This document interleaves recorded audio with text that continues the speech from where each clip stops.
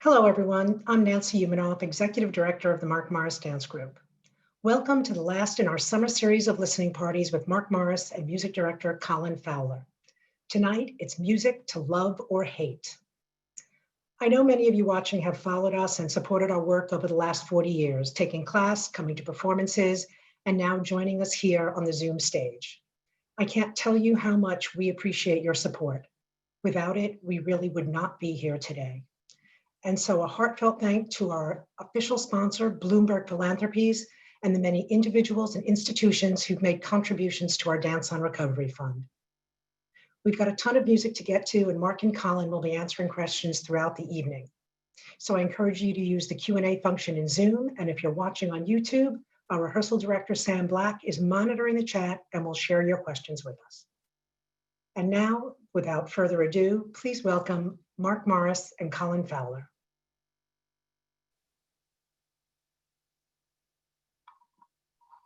Hello there, Mark Morris here.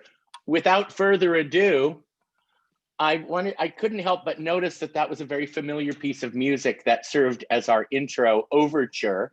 And I hope that didn't make anybody leave, anybody who plays that in an orchestra every year, except maybe this year. That's a piece of music that everybody kind of knows, and you can love it or hate it, and we'll get onto that in a minute. Hello, Colin. Hi, I assume people just wanted to go shopping for the holidays when they heard that, but that's just me. So it's not just you. It's like everybody's they're already online buying like Tickle Me Elmo or something like that. That's long ago. Never mind. That's not this or firing up Harry Potter. John Williams apparently credited the celeste use in that for using it in the score of Harry Potter. Wow. Well, thank you. And let's go on. Let's go directly to our next piece of music, which is another one that is probably very familiar to many people. And for various reasons, you might love it or hate it. And this, along with a lot of the pieces we're playing, are unfortunately excerpts that we're not playing the whole piece of a lot of things, something I can't stand to do, but we would be here for weeks if we played the full piece of every piece that we're doing. There's so much that we're not playing that I want to get to what we are playing. This is going to be the very, very famous first movement of the Trois Gymnopédies of Satie called Lent et Douloureux, slow and kind of saddish. So let's roll that right now, please.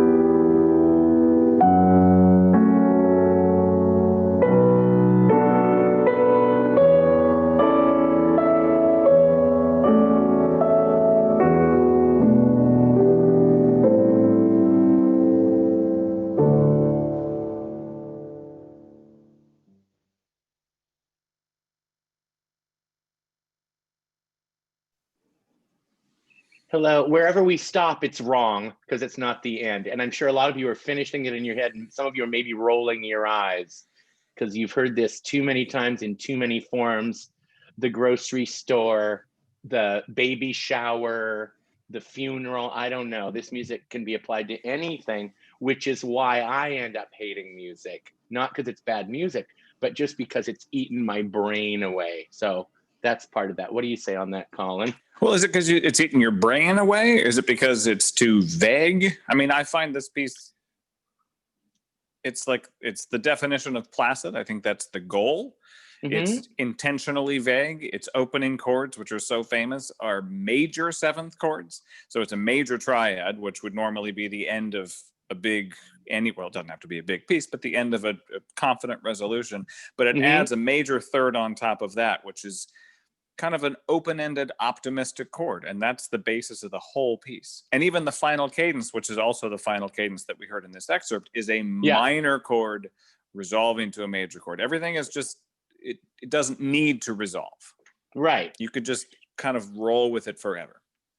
In that way, before we go on to the next piece, I want to compare those a little bit in that the Satie and the Messiaen and some other composers that we're playing during this show are referring quite specifically through to non-Western music in the sort of linearity versus the verticality of Western harmony. It's a rough comparison, but the fact that the music goes through time and isn't based on necessarily Western chord progressions, but it's the line of the music. And both the last composer we just heard and the one we're going to hear next, who is Olivier Messiaen, learned a great deal, influenced a great deal by non-Western music. In the case of Messiaen, Hindustani rhythms and drumming and harmonies and those backgrounds. That's not what it sounds like. And Colin, you as a professional trained organist, perhaps can speak better on Messiaen, who I adore, but you tell us more and then we'll listen to that in a second. As a professionally trained organist, as Mark Morris just blew my cover. Messiaen is extremely important to the organ world. I would probably say his most famous, most commonly performed piece is his Quartet for the End of Time, which is a piece he composed in 1940 when he was a prisoner of war in a World War II camp in France. And it's a piece he composed for piano, violin, cello, and clarinet, which is the only instrumentation he had available in the camp. It's a wonderful piece which incorporates some of the things that we're actually going to hear in the organ piece as well. But he's very famous for his organ pieces. He has an incredible of organ music. I just said that word because I wanted to say That's it. French. I like to say it. It's fun to say. Just lean into the microphone for that. And his particular things, he loved using plain chant. He was fascinated with bird song, which he incorporated into many pieces. Bird song. Okay, go ahead. I know, right? I have a window open, so I'm not sure. Yeah. And was fascinated with notating it. And so what's great is he used certain characteristics of the organ where you can play one note and have things at multiple octaves. So you can get multiple frequencies. And he used that to his advantage to write out what it sounds like for a bird song. So in the piece that we're about to listen to, he specifically notated what the bird, the thrush, what is it? Something about New Zealand or Australia, someone from the Antipodes, some bird. Yes, the song Someone thrush, will of course, the song thrush. Okay. But all right. Anyway, I would actually encourage everyone listening to this, go online, Google song thrush, listen to the recording. He did a pretty good job. It's fascinating to listen to. And this is a big, loud organ piece. It uses every frequency of the world. So it's going to be jarring, and it's an incredible piece called Verset pour la fête de la dédicace. And let's roll that now, Olivier Messiaen.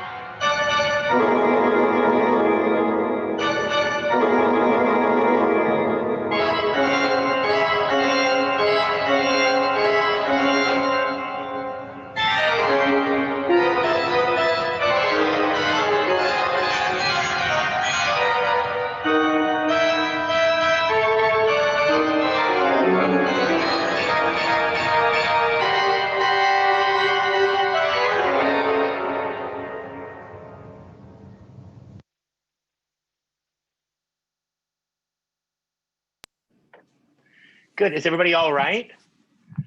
That is so thrilling and so vast. And there's a thing that happens. We don't get. I'm not at every organ piece, but I have to tell you, I was at a recital once of all Messiaen organ music in Edinburgh at midnight as part of the festival. I listened to a recital, and one of the pieces ended with a chord that had so many notes in it that I was worried that the organist had like lapsed into a coma or expired, which has happened to composers before. But that's a common thing where the last chord of an organ piece is like, is this never going to end? You just think that's what the world is always going to sound like. So Messiaen's music is very extreme and is capable of a gigantic, celestial, ecstatic, spiritual payoff. And some of it is hideous and some of it is thrilling, and it all works out in the end, I think. I don't know, I'm no organist. It does, actually. Can I add one thing briefly? Yeah, please. Mark definitely alluded to it about organ music, and as an organist, I'm thrilled to be sharing this evening with all of you watching. This is not the best platform to hear the music. Hopefully when we can go hear the music, I would encourage everyone to go listen to it and feel the actual vibrations. And that's true to all music and definitely other things we'll listen to. But I think organ music, it does have a little more specificity to that issue. So. And in just about any town, you can wander into just about any church and there'll be some crazy, thrilling organist practicing. And we have nowhere else to practice. There's nowhere else to practice. Nobody wants you practicing next door. Nancy, how about some questions? Okay, this is for each of you. Okay. Is there a sound of a particular instrument or specific musical elements that you think tends to divide people into love versus hate groups? Jazz flute. Does that divide anyone into the love group? I don't know. Sorry. Jazz flute. I don't know. Baroque flute. I can help. Jazz flute. There's some great scenes employing that. But also, I would say a room full of second graders practicing the sopranino recorder. That would get to me. I don't listen to that a lot, but I'm not a teacher, so that helps. Saxophone in music, in like restaurant music, if you add a saxophone, I can't listen to it, and it's an instrument I love. I don't know. How about you, Colin? Well, I don't mean to make it all about me, but I'm sorry, the organ divides people. It's a difficult instrument to listen to. It's too commonly very loud or too commonly very soft. And there's basically you have Bach and then nobody until Mendelssohn. I mean, a few people dabbled in it, but in the repertoire that's currently performed, it's not a heavily, there's not a lot. And it's a difficult instrument. It's also so specific to the space, and because it's so specific to the organ. Every organ is different in every space, so it's very easy to love singing things in a religious place and hearing the Vidor toccata. And there's another thing to listening to true concert music, either in an orchestra or in a hall or in a church, where organs are most commonly found. So I find the organ definitely divides it. Well, here's another thing. I thought of this since we had a rehearsal of this last night. I was thinking, I personally, with apologies and exceptions, I'm not very drawn generally to electronic generated music. I was going to say the organ turned into an electronic organ to be played in your house. The mighty Wurlitzer, the Hammond organ, the Farfisa synthesizers, all those keyboards that can simulate the sound of all different kinds of organs. They don't have the power. They don't have a 32-foot pipe to blast you up, don't even know you're hearing it. But I'm skeptical, and I still was with people who do that nowadays. There was a piece in the Times just the other day about Wendy Carlos, who basically invented serious music being played on the Moog synthesizer. But then it goes to Stockhausen, and it goes to John Adams, and it goes to Kaya Saariaho, who incorporate electronic elements in the music. I have a resistance to that, and I'm won over frequently, or Messiaen with the Onde Martineau, these synthesized music instruments that are like 100 years old. It's not like they're new, but it's something I don't trust because I'm not sure that the technology is going to work out in the future. That was a long answer. Another question, Nancy? Or should we go on? What about the theremin? The theremin, that's another example. Yeah. Can be great, okay. Can be Nancy. Okay. As long as we're entertaining Nancy, it's fine. Yes, thank you. I appreciate it. Are there any genres or music produced from a certain part of the world that you hated until you learned more about the structure or sound of that music, or conversely loved and then hated?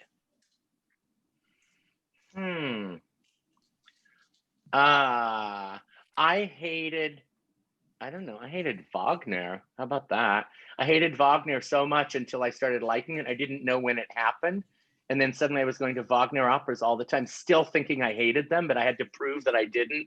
And I became a sort of a devotee that way. I deny it. I don't like Bruckner. I don't like Mahler. I don't like a lot of the canon. As far as music from other places, I'm usually just delighted to hear something that isn't in equal temperament. Colin? We'll have another session on Mahler, and we've been fighting about that for decades, and well, we we're will not continue now, to, so and that's on. fine. I would say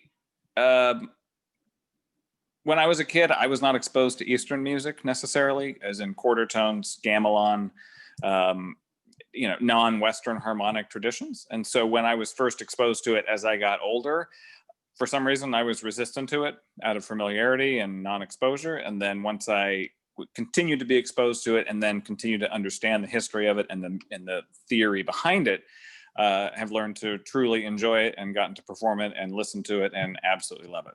So that's probably the best answer from me.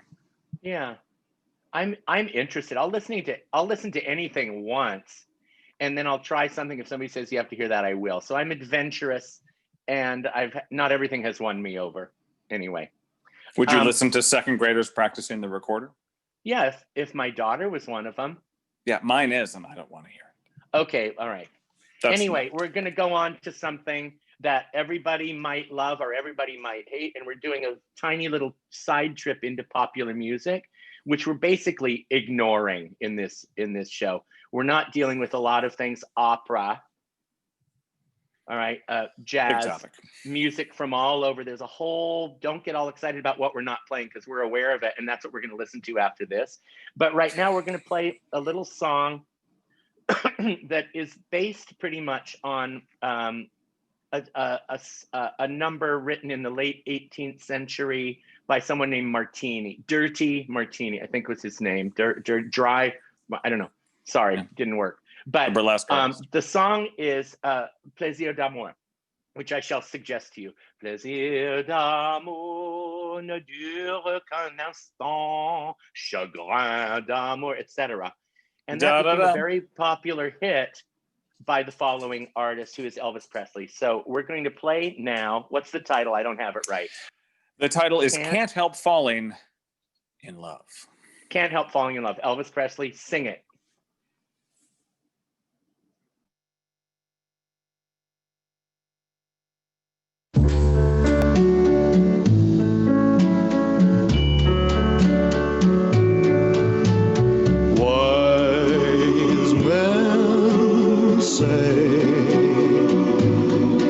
Only fools rush in,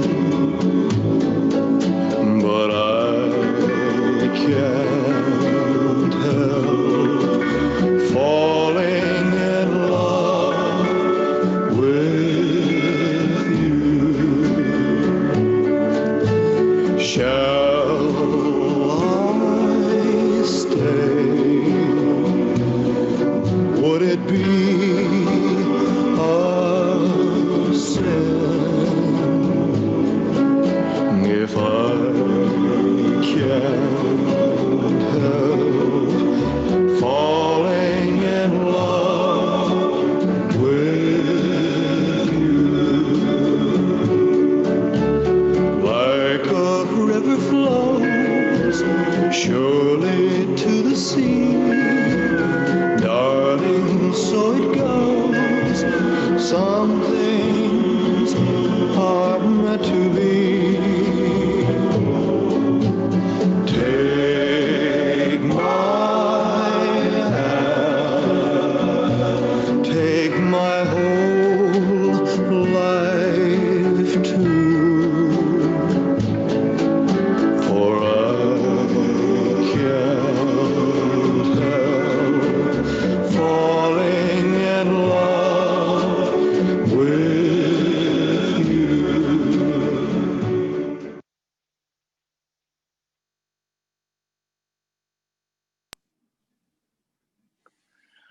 Well, that was Elvis Presley. So why would we play that? I personally have had it with Elvis Presley musically. Like a lot of people who are admired and popular, a couple I'm going to name which will hurt somebody's feelings: Frank Sinatra, Maria Callas, a few people who to me sing a little bit late and a little bit flat, but so consistently that I don't hear it as expressive. I hear it as late and flat. I'm sorry, I've just heard some of this so many times. Colin, how do you feel about that? Well, I thought it was important to include Elvis Presley in tonight because as far as a pop idol, pop icon, which you could, I mean, Maria Callas probably isn't a pop icon, but I feel like Elvis Presley evokes very strong, quick emotions. You just love him and love everything he did, or you're just never did, or you're tired of it. And really, like, it's just completely on or completely off, which I think is the same. I mean, people have a little more specificity with the Beatles, but certainly Justin Bieber, the Beliebers, they just worship everything that he does. And I think it's more of a gray area. I agree with you. I feel like a lot of things sound the same, whether it's fast or slow. Mm-hmm. He scoops up from everything. I also feel like he's better visually, like watching this in the movie Blue Hawaii, which is ridiculous and over the top, works better than listening to this over and over and him finishing every concert with this for 20 years. Well, yes. He was a celebrity long past celebrity period, but I don't know. To me, it's an example of the ubiquity of popular music that to me becomes kind of numbing. You can't skip the music that's in the air all the time. So for me, I've never been a huge, giant fan of contemporary popular music, whenever that was over all these decades. I'm usually 30 or 50 years behind in my taste in jazz started with the 20s and 30s, and it's taken a long time to catch up with some of that.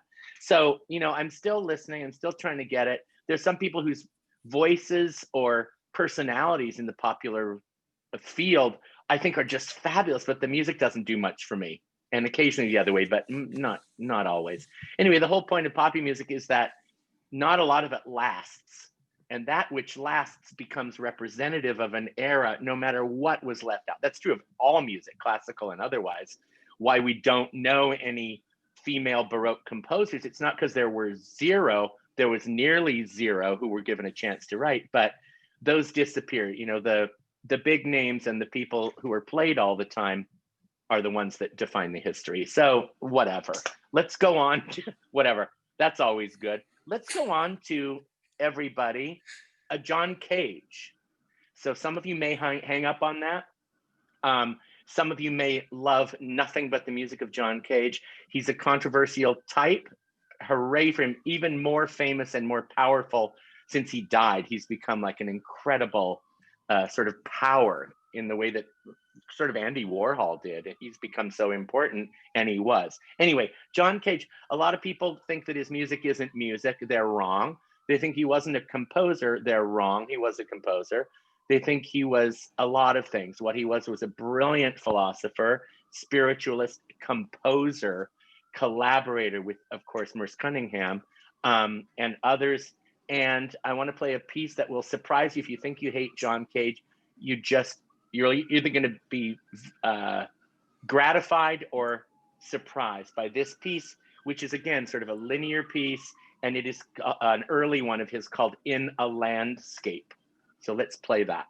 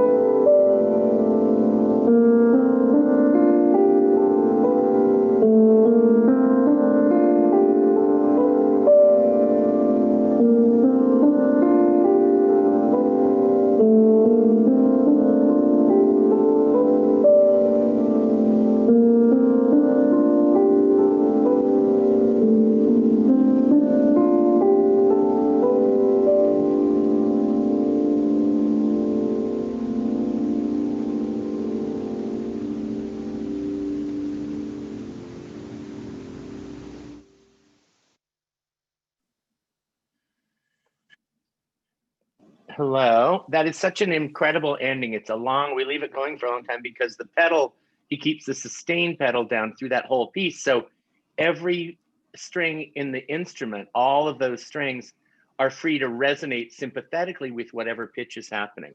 And so at the end, it sort of goes up until you're just hearing the high overtones, and the bottom ones go away until there's nothing. And that happens. The whole overtone thing is, of course, the whole principle of the king of instruments, the organ, and also vocal music, also anything that isn't fixed pitch, anything that's left open where you get these resonances where you're not sure if it's music anymore, if it's just a vibration, which it is. Anyway, I love that piece. It's about twice that long, which is not long enough. Anyway. Okay, what about you, Colin? I mean, I'm a big Cage fan. I think he gets a bit of a bad rap. I think people don't know enough of his pieces. I think that's also why we chose this particular example, is so that people, as soon as they initially hear John Cage, it's like, oh, avant-garde, crazy. But also it's from so long ago that it still freaks people out, even though it's like 60, 70 years old, this music. Anyway, sorry, go ahead. Absolutely. No, absolutely. And he had very distinct periods in his life where he kind of focused on very specific things, like really focusing on rhythm and percussion, and then linearity and minimalism, and then truly outside of the box thinking, like rethinking about what music even is, and duration, and oftentimes just really focused on very specific aspects. He wasn't looking for, I mean, he wrote larger scale works, but wasn't looking to necessarily communicate all of his thoughts in one piece of music. And it was more of a specific thing. Most of his pieces of music I find are sentences or paragraphs and not novels. Of course, one example is a piece that actually the Times featured earlier this year called As Slow as Possible, which is a piece he wrote in 1985 for piano, and then adapted in 1987 for organ. And they've started a performance, I think it was 2001, in a church in Germany, which is scheduled to end in 2640, as in 2640. I'll be there. I'll be there. It's an 8-page piece that is going to last 600 plus years, etc. And one note changed and it made the news, etc. So it's things like that that some people look at and think like, that's too extreme. That's not a piece of music. Whereas it's a phenomenon, and it's still thought-provoking and still advances the thought. And obviously I'm leading to in his words, his most important work, which is 4 minutes and 33 seconds, which is a 3-movement work that can be performed by anyone. And it's 4 minutes and 33 seconds of silence. And so my question to you, Mark, is I think what John Cage was trying to do was to say that music does not necessarily to be made from an instrument, but it can be noise. And so do you think that music is noise, and any noise is therefore music? Yes and no. Let's play the next example. Yeah, that's right. Let's play 433. No, tellingly, John Cage wrote a fabulous life-altering book called Silence. And the piece, 4 minutes and 33 seconds, it's very, very famous because it's so contrarian, and it's so Buddhist, and it is, in a way, if you want, it's the most essential piece of music ever written, in that it requires the auditor, I hope, to just listen. And so wherever that piece is being non-played, it's not that it's silent, it's that nobody's making a musical sound. So it's as Colin said, it's in 3 movements, it's notated, there are page turns, and it's durations, and you're required to listen to everything that's happening. When you're listening to music if you live in New York, like I do, the sirens go by, that's what you're hearing. No matter how far you turn up your headphones, you're hearing everything that's making a noise that can drive you crazy. You're not the candy wrapper in the concert hall. Cage is not rejecting that, whether it's included or not. So it is noise, but I think the fact of it being organized into these portions makes it music. And I don't know, I can't tell you the difference between music and noise. Music is noise, certainly. Music is sound, and noise. Noise I don't know, it's that pornography thing. I know it when I see it. I don't know. I don't have the answer. I'm sorry. Maybe that was the point, a koan at from the benefit of John Cage, who I love, by the way. Okay, well, that went nowhere, but I think that's the point. Um, next, back to, well, this is music from, I think, the 70s. This is a while ago, and it's very early Philip Glass. So as I understand it, I'll also read his autobiography is just fabulous. So this piece was written for a film, to accompany a film that showed various pieces of the wonderful American sculptor Marc de Souvero. So the album named after these pieces was North Star, is the album, and this particular piece, which we'll play in a minute, but not this second, is called North Star. And it's his very, very early music. So it isn't the operas and the string quartets and the car commercials that he's been doing forever and imitated in so many different ways. Everybody choreographed Philip Glass's music for a while because it's sort of neutral. If as a choreographer, you can put whatever you want on it, whether that's good or bad. But this piece, which is for amplified, it's for keyboards and vocalists, and it's a short little thrilling piece. And I suggest to listen to this very loud. This is a short piece called North Star of Philip Glass. Go ahead.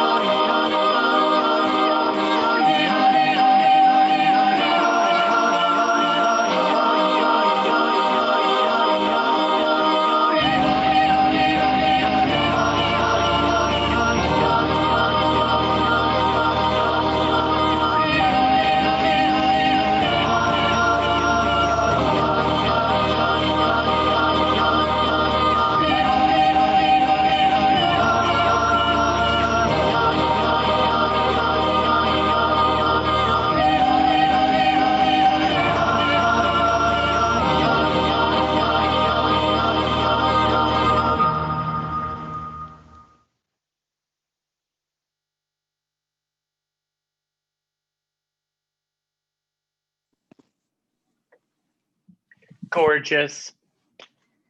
Philip Glass, gorgeous. We will now go to some questions. Nancy Humanoff, would you please ask some questions for us? Hey, has there ever been a situation where, Mark, you choreographed a piece of music that you love, but that Colin hated? And if so, what was the rehearsal process like? Let's say if that were true, he's so tactful that I'd never noticed that. He's not without sarcasm, but I don't think he's ever like done a big eye roll, like here it goes again, another pointless rehearsal. I haven't gotten that from him, I mean, I think you like some things more than others. You can take that, Colin, because that's about I you. agree. I will rephrase the question. There has been, on two levels, a piece of music that actually I hate all. Oh, are you listening or Okay, not? so yeah, I'm on. Okay, go ahead. I hate it all.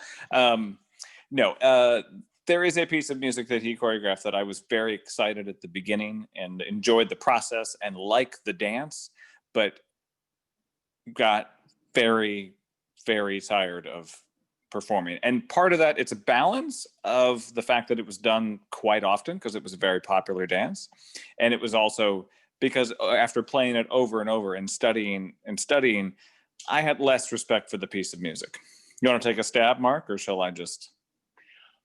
Oh my God. I don't know. Was it the Brandenburg Concerto of Not at Bach? all. Is It that was Festival Dance, the Hummel Piano Trio. Oh, I'm sorry. It was over your skill set. I guess it was just a little too virtuosic. It does not have to. No, It you does don't not like have to do with the Okay. difficulty of the piece, of which it Tell is us difficult. what the piece is. What is the piece? It's the Hummel Fifth Piano Trio, which is for piano, violin, and cello. And the way things Hummel wrote, it's all for piano, but it's not that. It's just the structure of the piece is just so strange. And the more I would play it and the more I would think about it and listen to it, I didn't find it strange in a good way. I found it strange in a peculiar and slightly grating way. The exposition is so short, and then it changes keys to the. Okay, I get it. Nobody cares, but that's my answer. I care very much. In fact, that'll be all. Thank you. Don't storm out, but we'll talk about that later. Wow, that's interesting. I've started on some pieces that I just ended up not liking enough to choreograph. It was like I just can't find anything. So I've given up on stuff instead of forcing myself to listen to it forever. So I've given up a little bit, but that's a little bit of news for me. Anything else, Nancy? Sure. In an ideal world, Mark, would you choreograph every piece of music you love? No, because then I couldn't listen to it anymore. I thought you were going to ask me to, never mind, to run for office. I'm not going to. I'm sorry, everybody. That's really interesting because I actually meant to mention this and then I didn't. Like the what I use in my piece called The Hard Nut, which is the Nutcracker of Tchaikovsky, which opened our show. 40 years ago, I was like, God, I can't stand that music, except it's great. So that's why I choreographed The Hard Nut. I loved it. And I don't get sick of it, except I do. I hear it. And what happens is once I choreograph a piece of music, I very rarely will play it to listen to it for fun. Maybe 20 years later, I'll listen to it. It's like, oh, that's really great. So if it comes into repertory, I listen to it and we rehearse it and we perform it. But outside of that, I'm done with the piece of music sort of after I've choreographed it. A few things I've done more than once, like the Gluck opera, Orpheus and Eurydice, but that's a different treatment of something instead of just, will this music never end? And some of it drives me crazy, but that's part of it. So I don't pick music necessarily because it makes me want to make up a dance. It's a problem that I want to get around in order to make up a dance that I couldn't have pre-imagined. Whew. That's my answer to that. Another one, Nancy? Sure. Okay. I was thinking of Elliot, not me. Sorry, I'm reading somebody's question. Oh, I don't yeah. actually ever think of him, but I was thinking of Elliot Carter, who lived forever and always got programmed and never interested me at all. Any thoughts about him? Sorry, I know you have many. Ooh, problem. And we're out of time tonight. I'm sorry. Well, we'll have to pick this up. The best thing about him is that he lived to be 100 plus. And he was a wonderful, interesting, smart, funny guy who I knew a little bit because he was pretty much a deity at Tanglewood when I have worked at Tanglewood for years. I am sorry to say, but I never was attracted to any of his music. And everyone says, you should have heard this, you should have heard this. And then I did, and I didn't like it. I'm sorry, everybody. It just doesn't work for me. And I admire it, and I've listened to it, and I salute him, but it ain't for me. Having tried. I agree. Let's go on. Okay. That's the point of tonight, is that it's okay to love something and okay to hate something that everybody else loves or hate. And that's why we're doing this. So it's okay. Yes, it's just fine. You need not apologize. Fine. And now, and on that note, on this note, we're going to play a piece by Arnold Schoenberg. Brace yourselves. He was brilliant. and did a whole bunch of things that irritated a lot of people. We're playing a small bit, not right this second, Colin's gonna say something first, from a very, very famous piece of his called Pierrot Lunaire.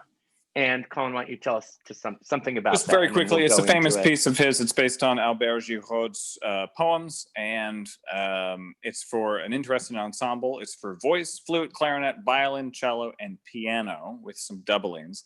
But what's interesting is that the entire vocal part is for Sprachstimme. My German is not good, so I apologize. Correct. But it's for speaking and singing combined, kind of a German cabaret kind of sound. Which is very hard to do without being over the top. But it's a 21 movement piece, and this is in 1912 before he went to the 12-tone method, and so it's definitely atonal, but Schoenberg, even his pre-12 tone, definitely evokes some emotions. So it's this is the entire 17th movement called Parodie. It's because that technique is also called Sprechgesang, like speaking and singing at the same time. So think of like sex line, like talking dirty to somebody on the phone. If you have a phone or you've ever talked dirty or heard that in a movie, Vox, that's a good book and a movie, of like this kind of, well, you'll hear it. It's an extended technique. It's not exactly pitched, and it's insane. I think it's kind of funny, and I love this piece. So let's roll Pierrot Lunaire of Arnold Schönberg.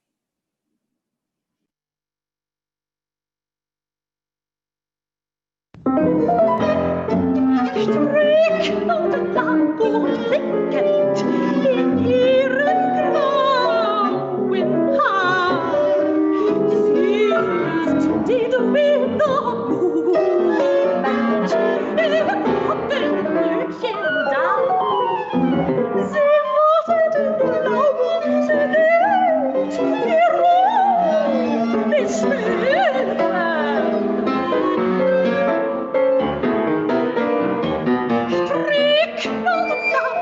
Blickend in ihrem grauen Haar.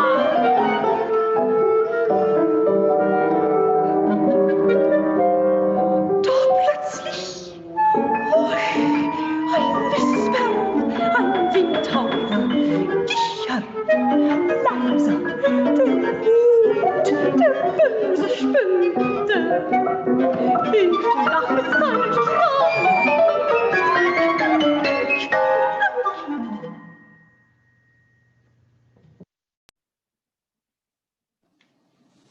So I was leaning in there. Everybody sing the last bit all together. Here we go from home.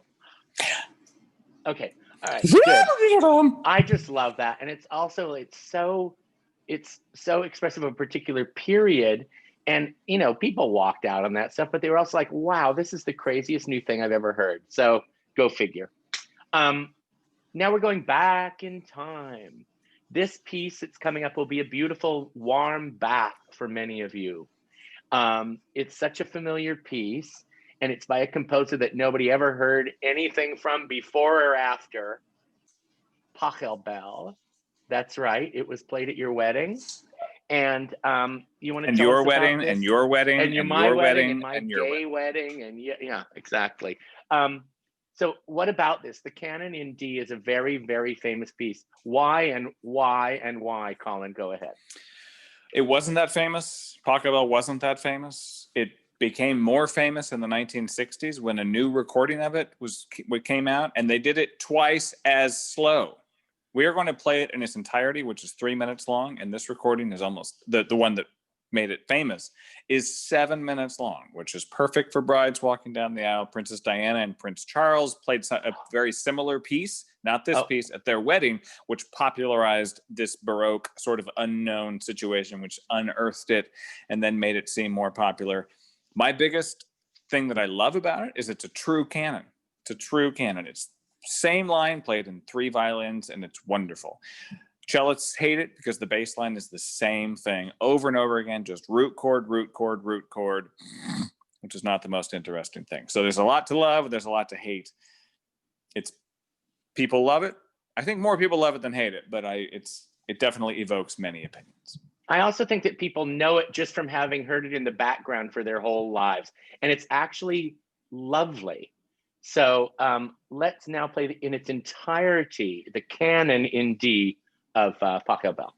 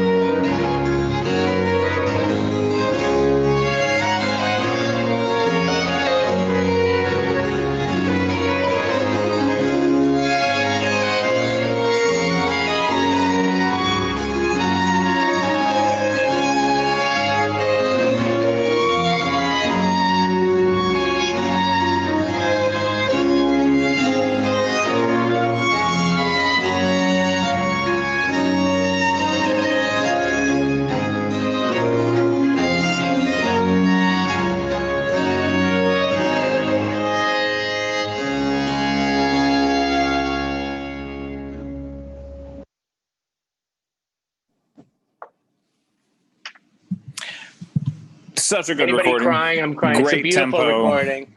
That's great. One other thing I Wonderful. wanted to say was that part of what makes the piece great, as I was saying, is the canon. And so many things that people hear or when they think they're hearing it when they're shopping at Macy's or going to a wedding is not a canon. It's just the chords, which are all root position, not that inventive chords with some pretty stuff over the top. And the beauty of it is hearing the canon and hearing the conversation between the three voices. Mm-hmm. And that's lost in many arrangements, which is a frustration. Yeah, for me. Agreed. Now, because this piece was actually written, brace yourselves, as a little suite. The canon in D is then followed by a gigue. Here, a bridge, but the gigue that follows it. Let's play that.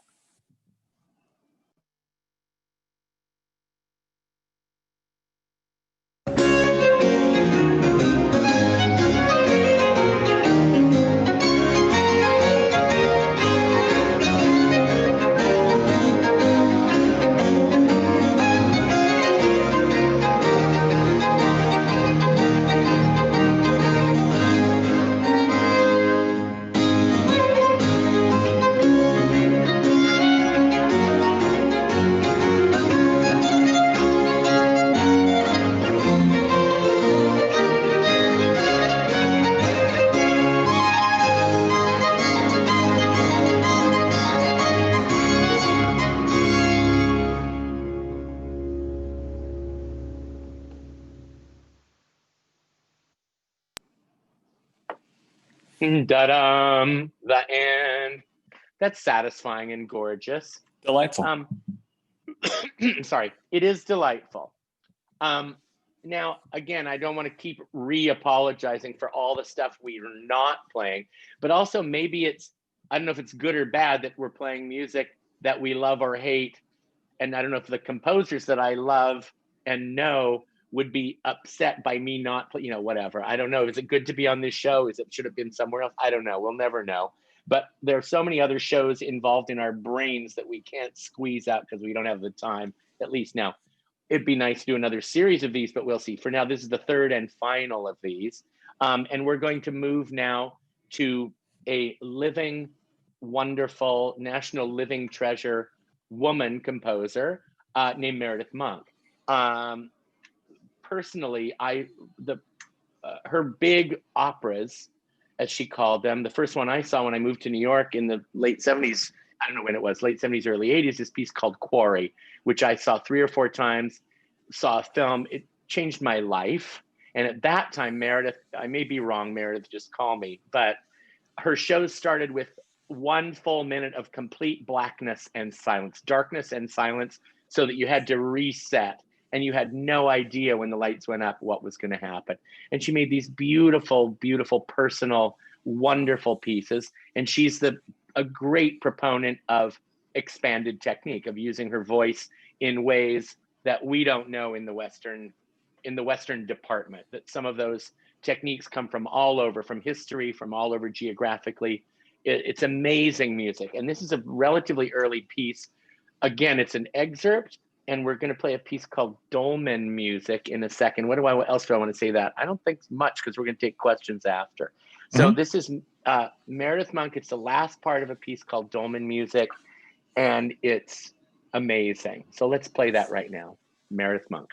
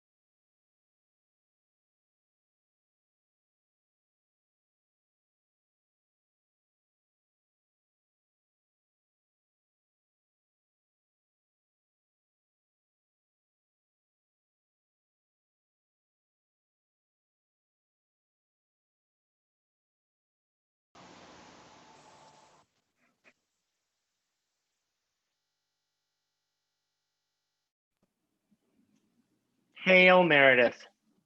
Amazing piece. And that's just part of it. She's written so much great music.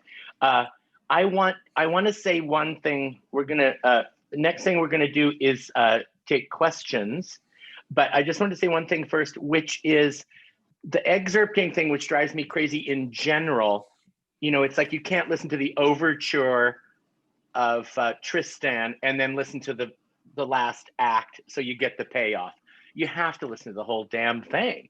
So whether it develops or not, if you hear it as a Western thing where it's building to this climax, everybody screams, I want what she's having. That doesn't happen it doesn't happen automatically in music. It doesn't happen the same way in non-Western music, a big topic. But the fact that it can resolve and please in different ways to different people is so wonderful. And it takes a little bit of dedication that isn't just listen to this little clip of this crazy thing. It needs longer attention, which I wish we could give, but we can't. Questions? Okay, is there a piece of music that you secretly like but are ashamed to admit? Let it go. No, You kidding. love that piece? I was kidding. That was a joke. Secretly love, but you're not supposed to like it, maybe? I'll say Claire de Lune. Boy. People, it's so overplayed. Oh. It's an incredible piece of music. I love playing it as a pianist. I never tire of listening to it. I could watch the end of Ocean's 11 any night, any day, and still get goosebumps. Unabashed fan. With Claire de Lune. Oh, I went to high school with her. Oh, She was crazy. Get it? I get it. Yeah. Okay. Yeah. I You don't feel know. good about that? Come on. Somebody asked me to. Somebody suggested, a very famous composer, Sarah Caldwell, suggested that I choreograph The Creatures of Prometheus, a horrible, boring, pompous piece of a ballet written by Beethoven, who obviously didn't have any sort of dance rhythm to him. I'm sorry, but it's one of the worst pieces imaginable. Anyway, I didn't do that, so I saved myself. In fairness, I don't think he liked it too. I feel like he's on the record that there's letters that, I mean, he was That not happens. a fan of it. So, well, you know, as Philip Glass has said, I heard him say it personally. He's also written it. He won't, you know, a lot of he does commercials sometimes, like car commercials. He says he won't spend more than a couple hours working on a commercial, which I think that makes him the greatest composer of all time, really, I think. Okay, another question, Nancy. Okay, John Adams is considered a minimalist, but also has a defining American sound. When people say something sounds American, what does that mean to you? The simple answer, Colin is going to give a very, very elaborate and better answer. Mine is, it's these open fifths and fourths. Bum, hum, hum, hum, hum.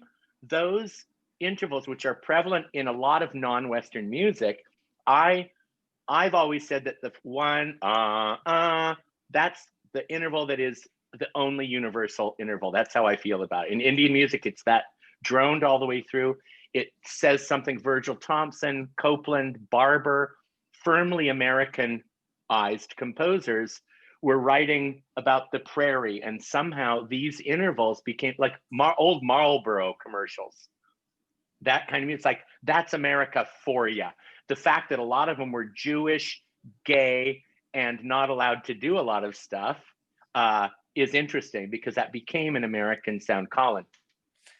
I definitely agree with that. That Aaron Copland's music definitely defines that. I think the building on that theme is the idea of a fanfare. Fanfare is a very American idea. John Williams is a good example of that, too. Absolutely. Yeah. And also, I feel like some sort of driving percussive force. Speaking of John Williams, just turn on Lester Holt at 6 o'clock and you'll hear it. But, you know, some sort of fanfare with a driving rhythmic thing.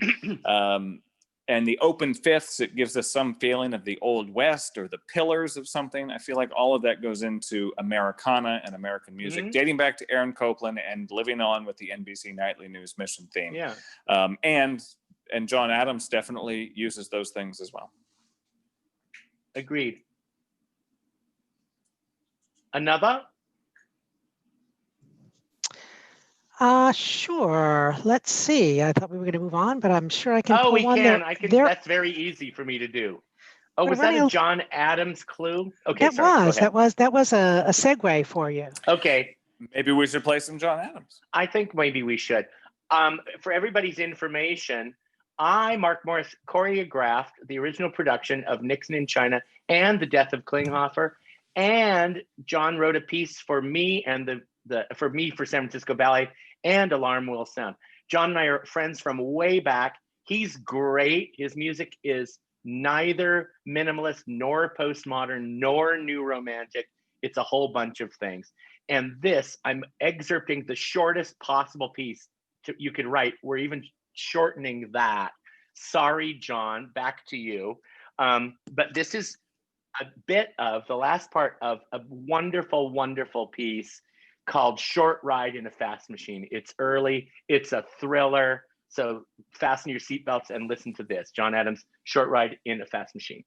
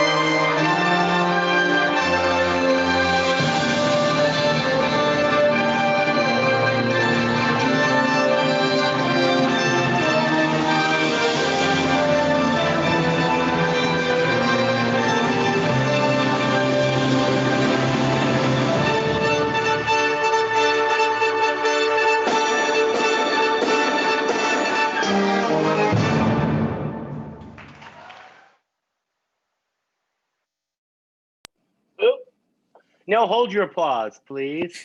That's a gangbusters. I love that tambourine solo at the end. I think he puts his fist through it. There's a lot of percussion. Adams is actually attributed as saying, you know how it is when someone asks you to ride in a terrific sports car and then you wish you hadn't. Ah, you didn't say that. He said that. Okay. Well, he said that. I did not say that. Hey, Nancy, do please join us now, won't you? I'm back. I know. I see that. Welcome. Any final thoughts, guys? I wish I could play all the music in the world, but that would be really boring and undifferentiated.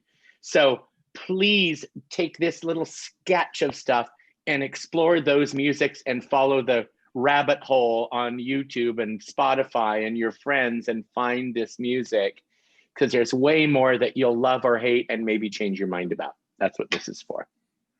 It's also okay to love something and hate it. Or love it and everybody else hates it, or hate it and everybody else. Yeah, okay, we get the.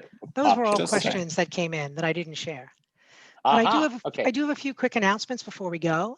I want everybody to know that the playlist will be available, the full works from tonight's program on Spotify. You can also watch our latest Dance On Video Vault release, the collection of solo works from 1984 through 2000, which is available through the end of the month. And I want you to stand by for an announcement. In the coming weeks, we will be announcing a full season of events for our 40th anniversary.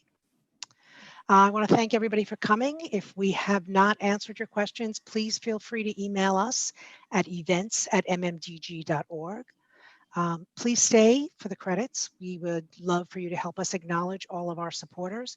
And also, we have one more piece of music for you to hear. I want to say one thing about this. I'm not going to say what the piece is or who wrote it, but I will say the composer of this piece of music quoted in writing, this is a very loud, noisy, and piece completely without artistic merit, obviously written without warmth or love. and it's a piece you all will know and know who wrote it. So just And consider that's that the as you listen composer and watch wrote that the about his the or her composer own wrote that work? about the piece we are about to hear that he, I it is a see. man, wrote. Okay. Wear a mask, be smart, vote, and let's take this out. Let's go away with this last piece of music. Watch this and listen, and thank you very much. Thank you.